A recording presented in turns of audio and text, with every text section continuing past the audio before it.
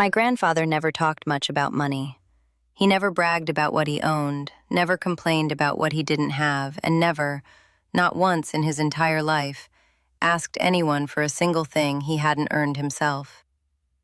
His name was Earl Maddox, and if you'd driven past him on the street, you probably wouldn't have looked twice. He wore the same 3 flannels in rotation. His boots were always muddy. His hands were rough and cracked in the way that only comes from decades of real, honest work. The kind of work that doesn't make headlines, doesn't get applause, and doesn't come with a pension. But Earl Maddox built a life, quietly, steadily, brick by brick, the way men of his generation did.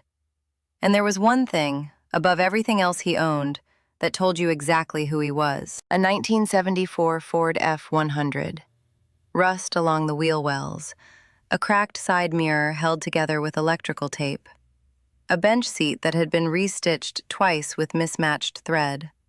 The paint had faded from its original deep green to something closer to the color of an old tin can left out in the rain. It was, by any reasonable standard, a piece of junk. But Grandpa Earl drove that truck every single Sunday, without fail. Rain, heat, ice on the roads, didn't matter. Sunday morning, he was in that truck. Sometimes he'd drive to the diner on Route 9 for coffee and eggs. Sometimes he'd just drive. No destination, no reason. Just him and that old engine rattling down back roads like a conversation between 2 old friends who didn't need to say much to understand each other. I asked him once, I was maybe 12 years old, why he never got a newer truck. He could afford one, even then. He looked at me the way he always did when I asked a question he thought I already knew the answer to. Then he patted the dashboard and said, "Because this one knows me." I didn't fully understand it at the time. I do now. Grandpa Earl passed on a Tuesday in late October. It wasn't dramatic. It wasn't the kind of death you see in movies, with last words and tearful bedside goodbyes. He went in his sleep, in his own bed, in the house he'd lived in for 41 years. The doctor said his heart just gave out, quietly, the same way he'd lived. The call came at 6:14 in the morning. I remember because I looked at the clock when my phone rang and I knew, before I even answered, that something had broken in the world. I drove 3 hours to get to his house that morning. I cried the entire way. Not loudly, not dramatically. Just that deep, quiet grief that sits in your chest like a stone and doesn't move. By the time I arrived, my older brother Derek was already there. Derek is 4 years older than me. We grew up in the same house, under the same roof, with the same grandfather, and somehow came out as completely different people. I don't say that with bitterness. I say it because it matters to this story. It matters more than you might realize right now. Derek was standing in the driveway when I pulled up. He had his phone in his hand. He wasn't crying. He looked up when he saw me, gave a short nod, and said, "Took you long enough." I didn't respond.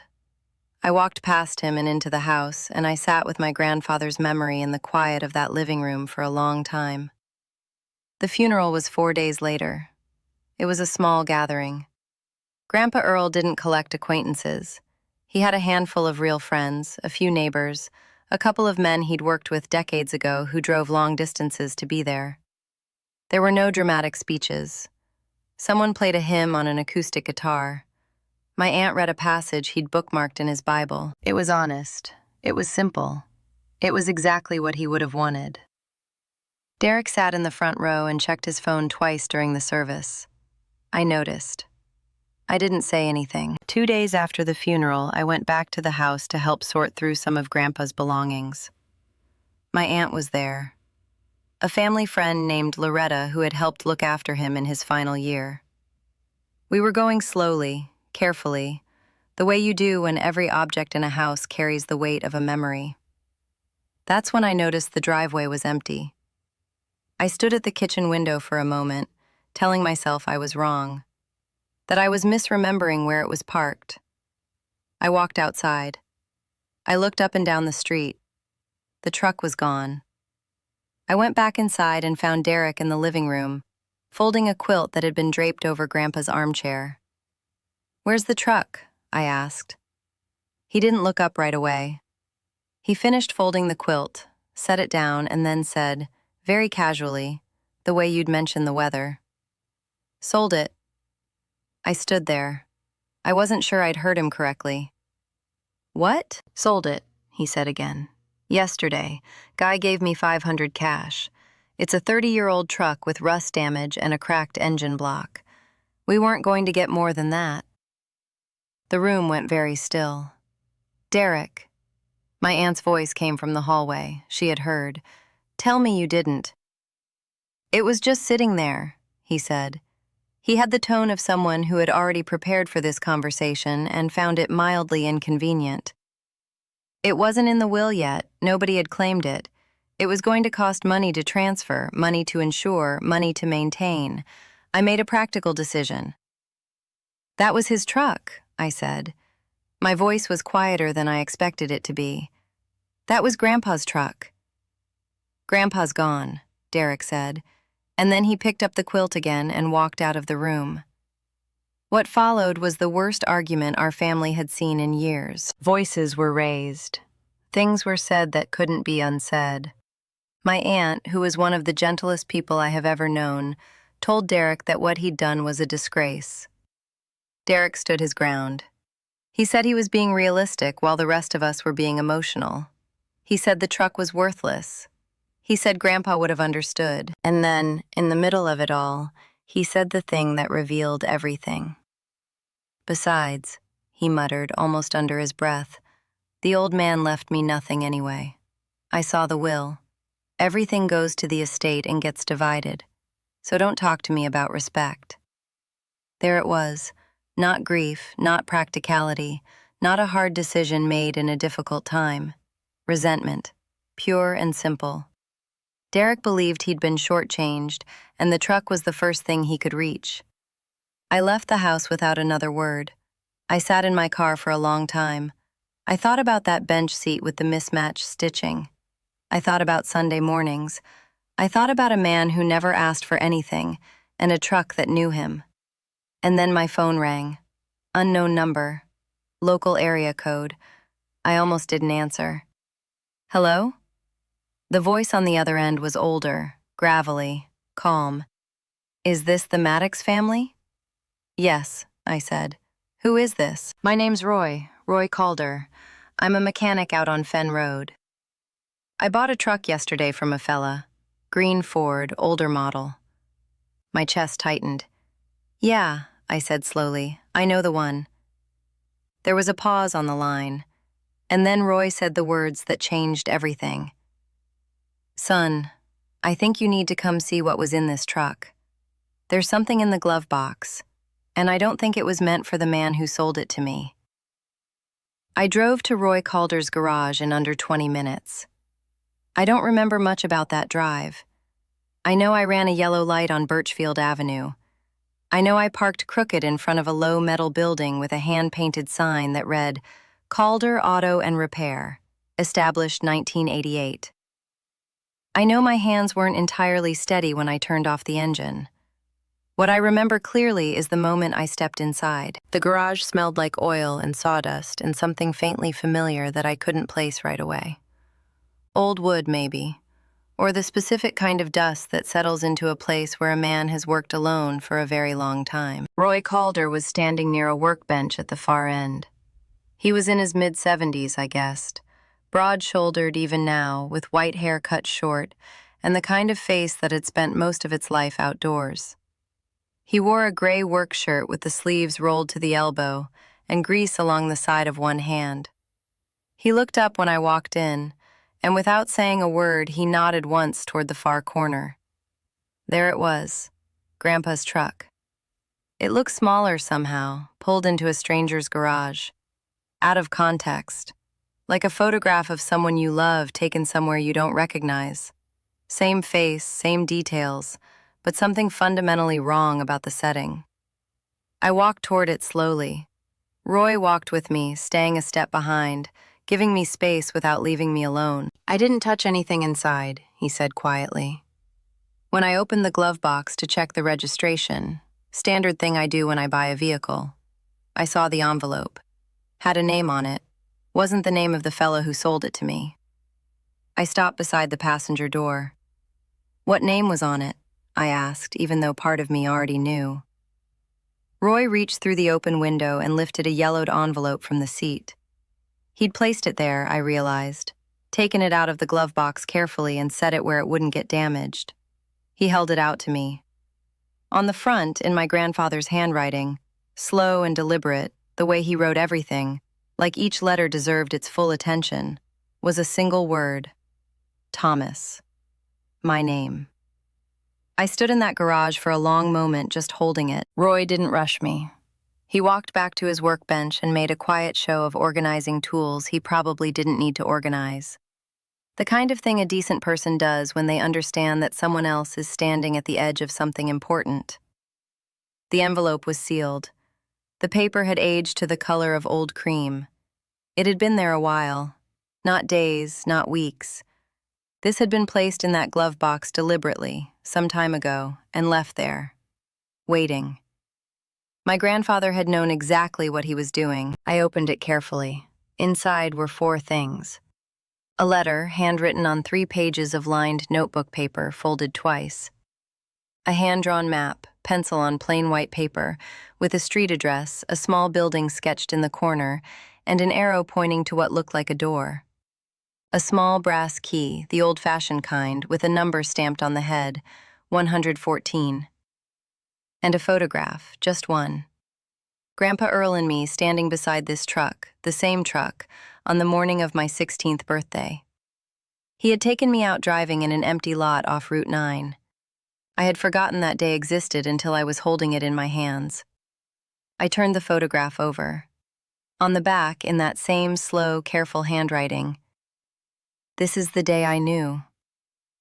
I read the letter standing right there beside the truck. I'm not going to share every word of it here, because some of it belongs only to me. But I'll tell you what mattered.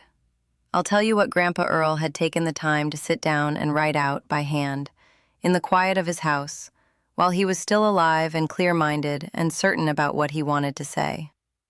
He had known Derek's character for a long time, not suspected, known. He wrote about specific moments, things I hadn't been aware of, things that had happened over years. Money borrowed and never returned, with excuses that shifted every time they were questioned.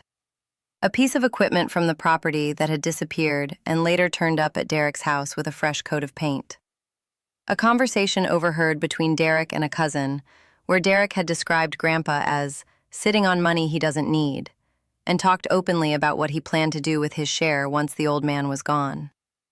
Grandpa Earl had heard that conversation himself. He never confronted Derek about it. That wasn't his way. He was not a man who won arguments by shouting.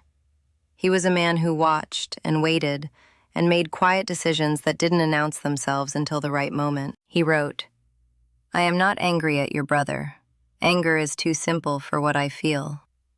I am sad for him because a man who can only see what something is worth has already lost the ability to understand what anything means. I pity him that, but I will not reward it." And then came the part that stopped my breath entirely. He wrote that in the months before he died, during which he had known his heart was failing, and had chosen not to tell anyone because he didn't want the fuss, he had made arrangements, careful arrangements, deliberate ones. He wrote, "The truck was never about the truck, Thomas.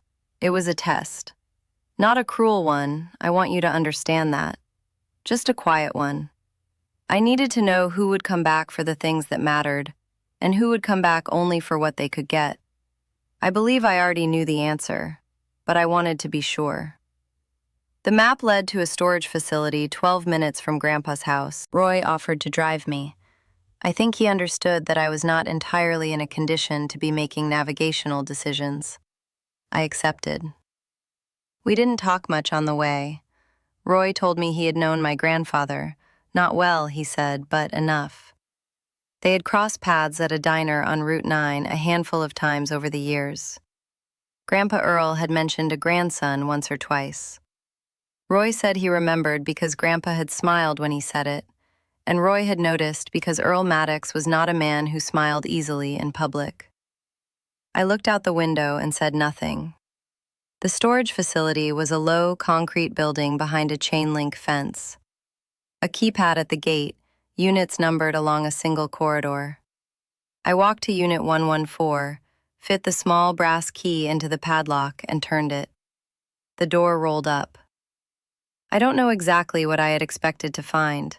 Maybe a few boxes, some old paperwork, a collection of things a man accumulates over a long life and doesn't know what to do with. What I found was this. 4 metal lock boxes stacked against the left wall. Inside them, when I opened each one, were bundles of cash, organized, rubber-banded, carefully counted. In total, across all 4 boxes, $47,000, saved over decades, set aside quietly, deliberately, in the patient way my grandfather did everything. A manila folder containing land deeds. The property was a small plot, just under 4 acres, that had been in the Maddox family for 3 generations. I had never heard it mentioned. I learned later, when I had it assessed, that the land itself was worth significantly more than anything else in that room. A wooden box, the kind with a hinged lid containing personal items, a pocket watch, 2 rings, a folded flag. And underneath everything else, wrapped carefully in a cloth and tied with a piece of twine, a journal. Brown cover, water-stained at one corner. My grandfather's handwriting on the inside front page. Date entries going back more than 20 years. I sat down on the floor of that storage unit and I opened the journal. What I read over the next hour was the complete and private record of a man who had seen everything clearly and chosen silence over confrontation. Not out of weakness, but out of strategy. Every instance of Derek's manipulation, documented, dates, amounts, details, things taken, things said, promises made and broken. Grandpa Earl had kept a record not out of bitterness, but because he understood that the truth needs a witness, even if that witness is only a notebook kept in a locked room. He had documented everything so that when the time came, there would be no room for doubt. Roy stood in the doorway of the unit the entire time, quiet and patient. When I finally looked up, he didn't ask me if I was okay. He just said, "Hungry? There's a diner on Route 9. I almost laughed. Route 9, of course. Derek called me that evening. He had heard, through my aunt, I assumed, that I had gone to see the mechanic who bought the truck. His voice on the phone was careful at first, measured. He asked what Roy had wanted. I told him Roy had just wanted to make sure the paperwork was in order. There was a pause. "That's it?" Derek asked. "That's it," I said. Another pause, longer this time. "Okay," he said finally. "Good. Look, I know everyone's upset about the truck, but we're going to have to start making real decisions about the estate soon. There's property to deal with, belongings, the house. We should sit down together and go through everything fairly." Fairly. The word sat in my ear like a splinter. "Sure," I said. "We'll figure it all out." I hung up and sat in the silence of my car. He didn't know. He had no idea what had been in that glove box, no idea what was sitting in Unit 114 under a cloth and a twine bow, no idea what his grandfather had spent years quietly building while Derek spent years quietly taking. And I wasn't going to tell him, not yet. Because the next morning my phone rang again, and this time it was a lawyer's office. "Mr. Maddox," the woman on the line said, professional and precise. "This is calling on behalf of the estate of Earl Raymond Maddox. We've been waiting for you to make contact. Your grandfather filed an updated will approximately 3 weeks before his passing. We'd like to schedule a reading at your earliest convenience, for both you and your brother." I looked out through my windshield at nothing in particular. "When can we come in?" I asked. The lawyer's office was on the 2nd floor of a brick building downtown. Plain waiting room, 2 chairs against the wall, a receptionist who offered coffee that neither of us touched. The kind of place where serious things happen quietly, without ceremony, because the people who work there have learned that ceremony doesn't help. Derek arrived before me. He was wearing a collared shirt, something I hadn't seen on him in years. His hair was combed. He had made an effort, which told me everything about what he was expecting to walk out of that room with. He looked, in a word, prepared. The way a man looks when he believes he is about to receive something he deserves. He nodded when I walked in. I nodded back. We didn't speak. The receptionist led us down a short hallway and into a small conference room. A man named Gerald Fitch was already seated at the head of the table.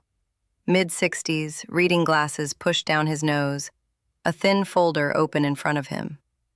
He shook our hands, gestured to the 2 chairs across from him, and settled back with the calm efficiency of someone who had done this particular thing many times and understood the weight of it.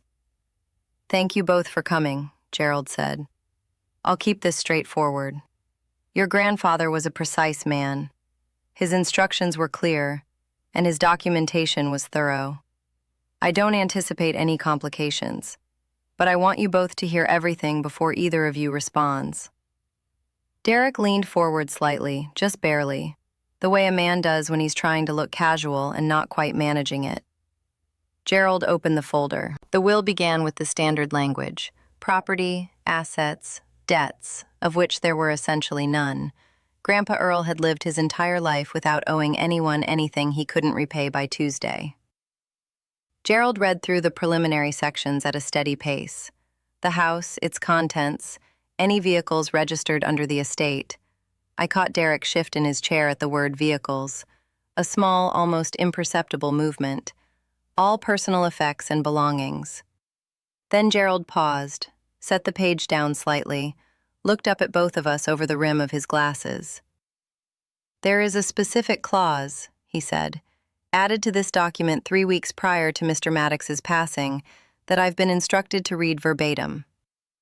He lifted the second page. "To my grandson Derek Allen Maddox," Gerald read, his voice level and unhurried, "I leave the following: 1 framed photograph, currently held in the possession of Gerald Fitch, to be delivered upon the reading of this document. On the back of this photograph you will find a note written in my hand. I ask that you read it privately, when you are alone, and that you sit with it honestly." The room was very quiet. Derek's expression didn't change at first. He was still wearing the prepared look, the composed look, but something underneath it had shifted, the way ice shifts just before it cracks. His jaw tightened. His eyes moved from Gerald to me and then back to Gerald.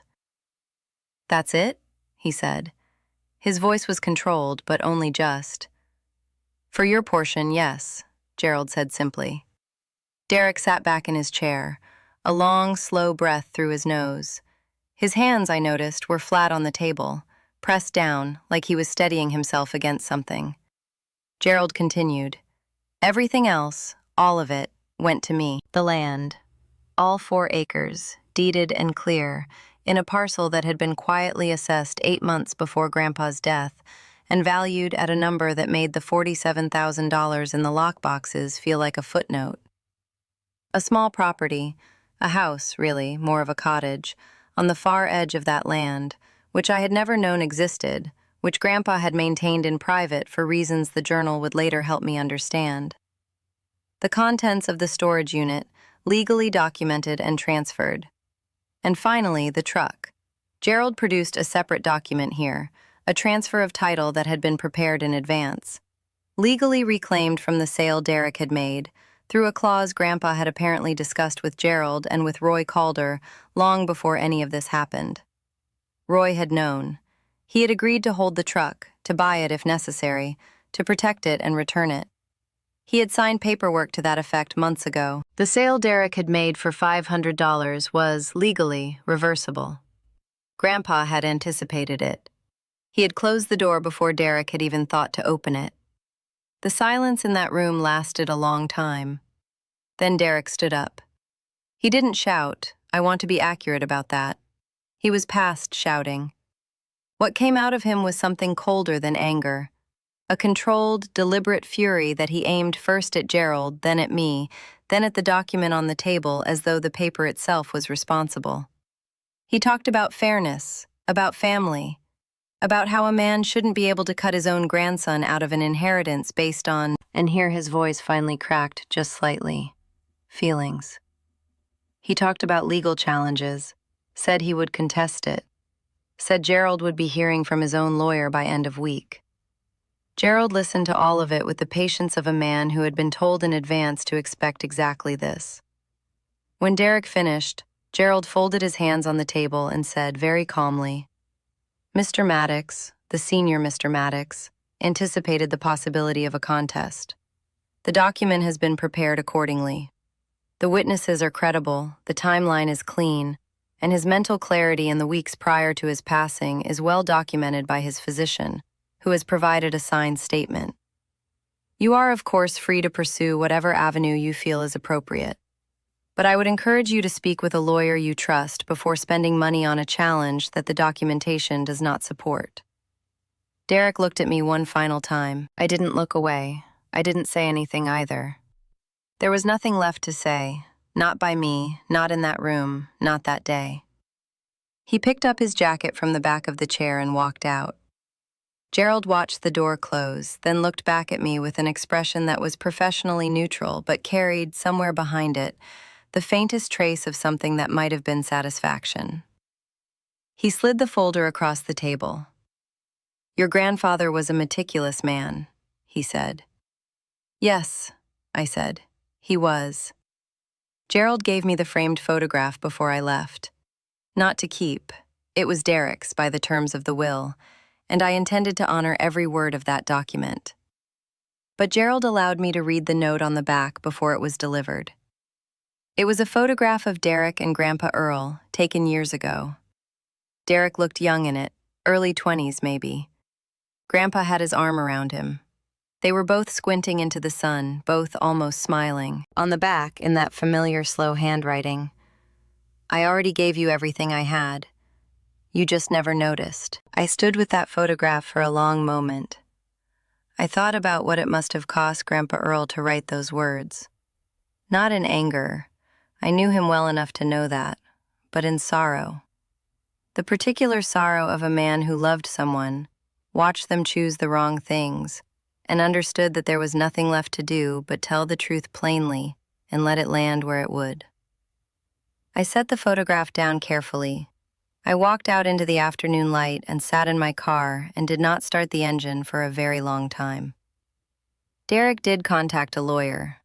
The challenge went nowhere, exactly as Gerald had predicted. Grandpa's documentation was airtight, not because Grandpa Earl had been a legal expert, but because he had planned carefully, asked the right people for help, and given himself enough time to do it properly. The physician's statement confirmed his clarity. The witnesses confirmed the signing. Roy Calder confirmed the truck arrangement in writing, calmly and without drama. Within 6 weeks, the challenge had been quietly withdrawn. I never heard from Derek directly after that. Not a call, not a message. Our aunt told me he had moved out of the area. I didn't ask for details.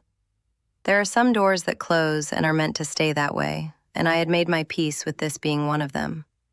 What I did instead was this. I called Roy Calder. I drove out to Fenn Road on a Thursday afternoon, and I sat with him in his garage for a while, just talking. He told me more about the arrangement he'd made with Grandpa, how it had started over coffee at the diner on Route 9, how Earl had explained the situation in his careful, quiet way, how Roy had agreed immediately because, as he put it, a man knows when he's being asked to do something that matters. Roy had never met me before the phone call, but he'd heard about me enough to recognize the name on the envelope. He said Grandpa had described me simply as someone who came around not because he expected anything, but because he wanted to be there. "That's a rarer thing than people think," Roy said. I didn't know what to say to that, so I just nodded.